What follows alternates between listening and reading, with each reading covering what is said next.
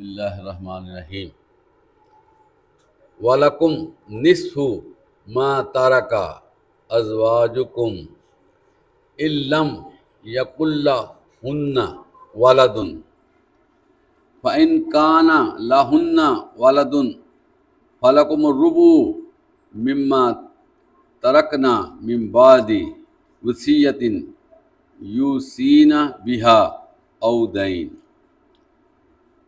وَلَهُنَّ الرُّبُعُ مِمَّا تَرَكْتُمْ إِن لَّمْ يَكُن لَّكُمْ وَلَدٌ فَإِن كَانَ لَكُمْ وَلَدٌ فَلَهُنَّ الثُّمُنُ مِمَّا تَرَكْتُمْ مِن بَعْدِ وَصِيَّةٍ تُوصُونَ بِهَا أَوْ دَيْنٍ وَإِن كَانَ رَجُلٌ يُورَثُ كَلَالَةً أَوْ امْرَأَةٌ وَلَهُ أَخٌ أَوْ أُخْتٌ فَلِكُلِّ وَاحِدٍ مِّنْهُمَا السُّدُسُ فَإِن كَانُوا أَكْثَرَ مِن ذَلِكَ فَهُمْ شُرَكَاءُ فِي الثُّلُثِ مِن بَعْدِ وَصِيَّةٍ يُوصَىٰ بِهَا أَوْ دَيْنٍ غَيْرَ مُضَارٍّ وَصِيَّةً مِّنَ اللَّهِ وَاللَّهُ عَلِيمٌ حَلِيمٌ۔ عزیز طلبہ، سورہ النساء اور اس وقت ہم نے آیت نمبر 12 تلاوت کی ہے۔ پچھلی آیت کی طرح یہ بھی ایک لمبی آیت ہے، اور اس میں بھی اللہ تعالیٰ نے وصیت کی ہے۔ اس سے پہلے جو وصیت ہوئی تھی وہ اس شخص کی وصیت تھی جس کی ڈیتھ ہو جاتی ہے اور اس کے والدین ہوتے ہیں یا بچے ہوتے ہیں، تو ان کو کیسے ترکہ تقسیم ہوگا، اس کے بارے میں ڈسکشن ہوئی۔ اب اس میں ایک اور سبجیکٹ یہ ہے کہ اگر کوئی بندہ فوت ہو جاتا ہے اور اس کی بیوی اکیلی ہے، یا اگر بیوی فوت ہو جاتی ہے، بندہ اکیلا ہے، تو یہ کیسے تقسیم ہوگا؟ پہلے ہم اس کا ترجمہ دیکھ لیتے ہیں اور اس کو بعد میں ہم الیبوریٹ کریں گے۔ اور اس ترکہ میں جو تمہاری بیویاں چھوڑ جائیں تمہارے لیے نصف ہے۔ جو بیویاں چھوڑ جائیں وہ نصف ہے۔ آپ کو پتہ ہے کہ عورتوں کو اپنے میکے سے بھی حصہ ملتا ہے اور وہ ان کی پراپرٹی ہوتی ہے۔ اگر ہسبینڈ فوت ہوتا ہے تو بیوی کے مال میں سے آدھا مال جو ہے اس بندے کو ملے گا جو اس کا شوہر ہے۔ اگر ان کی اولاد نہ ہو، اگر ان کی اولاد نہ ہو، پھر اگر ان کی اولاد ہو تو تمہارے لیے چوتھائی ہے۔ پہلی بات یہ ہے کہ اگر اولاد نہیں ہے تو آدھا ہے، اگر اولاد ہے تو چوتھائی ہے۔ 1/4 جو ہے تمہیں ملے گا، باقی اس کی اولاد کو ملے گا۔ اور ان میں سے جو وہ چھوڑ جائیں، اس وصیت پر عمل کرنے کے بعد جو وہ کر گئی ہے یا ان کے قرض ادا کرنے کے بعد، یہ جو تقسیمی عمل ہے نا عزیز طلبہ، اس طریقے سے ہوگا جو اس کا خالص رہ چکا ہوگا۔ اگر اس میں اس نے کوئی وصیت کی ہے، آپ کو پہلے یہ بتایا گیا تھا کہ کوئی بندہ 1/3 اپنے مال میں سے وصیت کر سکتا ہے، ٹھیک ہوگا نا؟ اور اسی طرح قرض جو ہے نا اس کی ادائیگی بھی لازم ہے۔ اگر اس کے اوپر قرض ہے تو وہ بھی قرض ادا ہوگا۔ تو یہ چیزیں کر کے نا پھر اس کو نا تقسیم ہونا ہے۔ اگر کوئی بندہ اکیلا ہے تو اس کا نصف ملے گا، اگر اس عورت کی اولاد ہے تو اس کو چوتھا حصہ ملے گا، ٹھیک ہو گیا؟ اور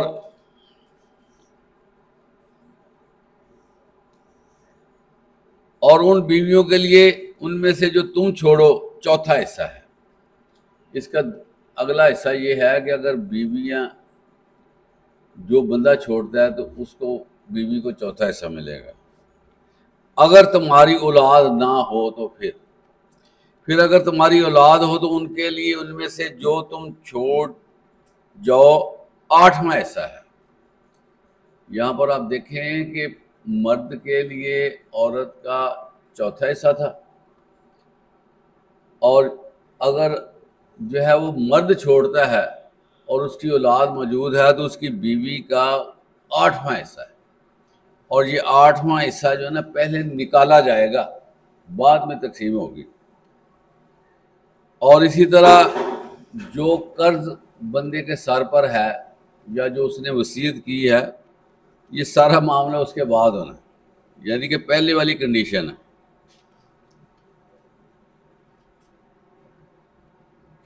اس کے بعد کلالہ کے بارے میں بات ہو رہی ہے۔ کلالہ کہتے ہیں کہ ایک بندے کی ڈیتھ ہوئی ہے، نہ اس کا اوپر ہے، نہ والدین ہے، نہ اولاد ہے، اس کا حصہ کیسے ہوگا، اس کا ترکہ کیسے تقسیم ہوگا؟ اس کا ایک بھائی یا ایک بہن ہو تو ان دونوں میں ہر ایک کے لیے 6واں حصہ ہے۔ ایک بندہ، اس کا کوئی ماں باپ نہیں ہے، بیوی نہیں ہے، اولاد نہیں ہے، تو اس کے جو بھائی ہے نا یا بہن ہے، اس کو 6واں حصہ اس کا ملے گا۔ اگر ان میں سے زیادہ ہوں تو سب 1/3 حصے میں شریک ہوں۔ اب اگر ایک بھائی ہے، ایک بہن ہے، تو کتنا حصہ ہوگا؟ 6واں حصہ۔ لیکن اگر زیادہ بہن بھائی ہیں تو 1/3 ہو جائے گا، زیادہ مال بڑھ جائے گا، زیادہ اس کو ان لوگوں کو حصہ ملے گا، کیونکہ جو رقم ہوتی ہے اگر وہ آدھی تقسیم کی جائے تو زیادہ ملتی ہے، یا اگر اس کو 6 حصے میں رکھا جائے تو کم ملتا ہے، اگر 3/4 دیا جائے تو پھر زیادہ ملتا ہے۔ اسی طرح یہاں کہا جا رہا ہے کہ 1/3 حصہ، اور ان کی بھی یہی کنڈیشن ہے کہ پہلے اس کے قرض کو ادا کیا جائے گا یا جو اس کی وصیت ہے۔ اور اس کے بعد ایک بڑی اہم بات فرمائی جا رہی ہے کہ اس جو قرض کی رقم ہے نا، اس میں اس طرح نہ رکھا جائے کہ حقداروں کا حق ٹھہر جائے۔ فار ایگزامپل، ایک بندہ فوت ہو گیا، وہ دوسرے بندے سے، کسی فرم سے، کسی ادارے سے کام کرتا تھا یا کسی لوگوں سے کام کرتا تھا۔ اب وہ بندہ، اس کی ڈیتھ ہو جاتی ہے، وہ کیا کرتے ہیں، اب بچوں کو نہیں پتا کہ ہمارے والد کیا کرتے رہے ہیں، ہمارے بھائی کیا کرتے رہے ہیں، جو ہے نا میرا ہسبینڈ کیا کرتا رہا ہے، مختلف شیپیں وہ سب کی یہاں اکٹھی ہو رہی ہیں کہ اگر کوئی بندہ جس نے قرض لینا ہے نا، وہ وہی قرض لے جو اس نے اس کو دیا ہے۔ یہاں یہ نہیں ہے کہ ان کے گھر والوں کو پتہ نہیں ہے تو پھر ہم جو ہے نا اپنے طور پر ایک نیا قرض بنا لیں کہ چلیں اس کی تو ڈیتھ ہو گئی ہے، جو کھاتے بنے اس کے اندر تبدیلی کر لیں، کوئی رائٹنگ میں تبدیلی کر لیں، کوئی جو ہے نا اضافہ بتائیں گے یہ ان سے ہم نے اتنے لینے ہیں۔ تو یہ یہاں فرمایا جا رہا ہے کہ اس طرح کی جو حرکت ہے یہ بہت ناپسند ہے۔ اور عزیز طلبہ، یہ جو مزار ان کے حوالے سے بات ہوئی نا، یہ گناہ کبیرہ ہے کہ کسی سے آپ اپنے حق سے زیادہ لے لیں نا، یہ گناہ کبیرہ میں آ جاتا ہے۔ اس لیے یہاں کہا جا رہا ہے کہ یہ اللہ کی طرف سے حکم ہے، اور اللہ تعالیٰ خوب جاننے والا، نہایت حلیم ہے۔ حلیم سے مراد کیا ہے؟ اللہ بردبار ہے، ہر چیز کو دیکھنے باوجود وہ اپنے طور پر اس کو نوٹ کر لیتا ہے، اور پھر قیامت کے دن اس کے فیصلے بھی ہوتے ہیں۔ ٹھیک ہو گیا نا؟ یہ جو جائیداد کی تقسیم ہے بڑی حساس چیز ہے، اس میں بڑے بڑے لوگ جو ہے نا وہ پھسل جاتے ہیں۔ فار ایگزامپل، ایک بندے کی بچیاں ہیں، وہ بچیوں کا ان کا حصہ دینے سے کتراتا ہے، وہ کہتا ہے یہ ادھر چلے جائے گا، دوسری سائڈ پہ چلے جائے گا، میرے خاندان سے نکل گا۔ پھر اسی طرح ایک بندے کے بیٹے ہیں بیٹیاں بھی ہیں، وہ فٹافٹ کوشش کرتا ہے میں اپنے بیٹوں کو زیادہ دے دوں، یہ بھی بڑا ڈینجرس ہے۔ حضرت ابو ہریرہ رضی اللہ عنہ روایت کرتے ہیں کہ آپ صلی اللہ علیہ وسلم نے فرمایا کہ ایک بندہ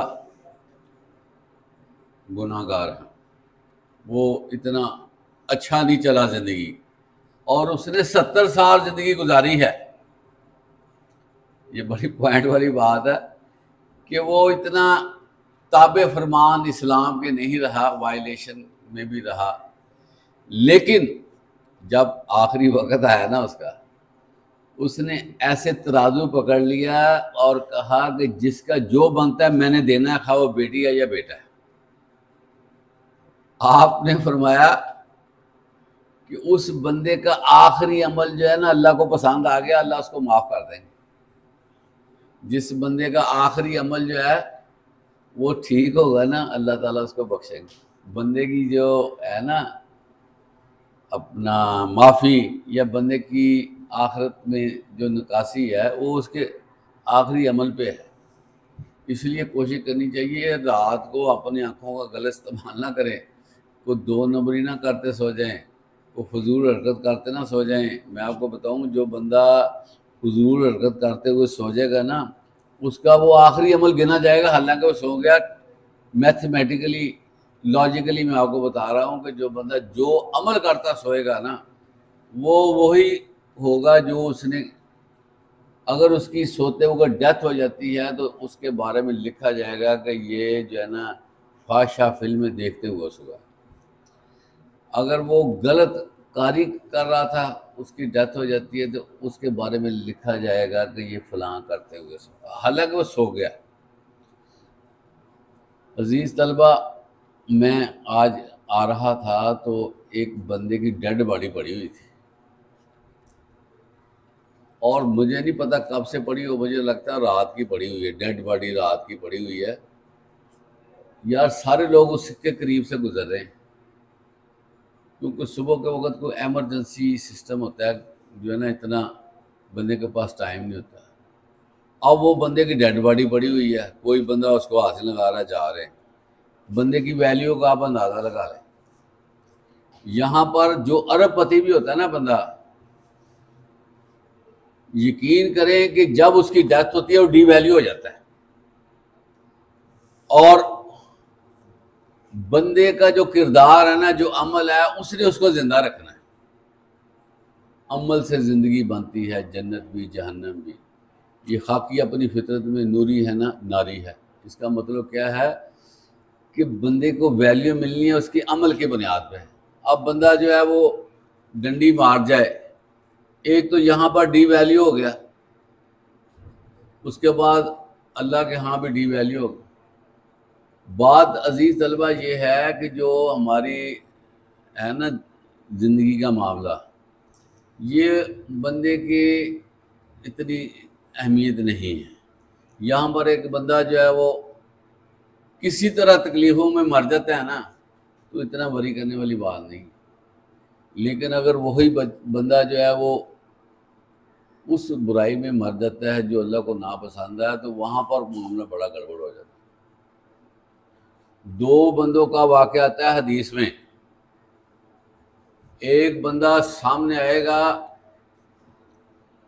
اللہ کے سامنے، اللہ اس سے سوال کریں گے، وہ کہے گا میں نے زندگی میں جو زندگی میں نے گزاری ہے نا اس میں مجھے سکھ نہیں میں نے دیکھا، مجھے سیٹسفیکشن نہیں ملی، میں ڈسٹربنگ میری لائف ہوئی ہے، مینٹلی فزیکلی مسائل ہی مسائل۔ اللہ کہیں گے فرشتے کو کہ اس کو ذرا جنت کے قریب لے جاؤ، جنت کے اندر نہ لے جاؤ، جنت کے قریب لے جاؤ۔ تو وہ فرشتے اس کو جنت کے قریب لے کر جائیں گے، اور جنت کے قریب لے جا کر دوبارہ واپس لے آئیں گے۔ اب اللہ کہے گا کہ بتاؤ کیسی زندگی گزری؟ وہ کہے گا میں نے زندگی میں کبھی غم دیکھا ہی نہیں۔ اس کو جنت کے چند لمحے جو باہر اس کی ٹھنڈی ہوا آ رہی تھی، اس کی اتنی مسحور کن اس کی ہوا تھی، ماحول تھا کہ چاند سیکنڈ میں وہ سارے لمحہ جو نا اپنی زندگی کا فکر بھول گیا،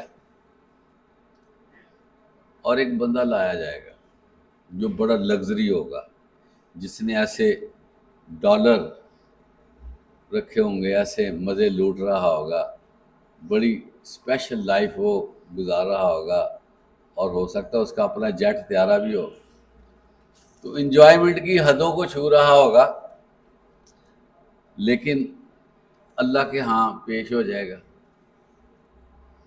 اب اللہ کہے گا کیسی زندگی گزاری؟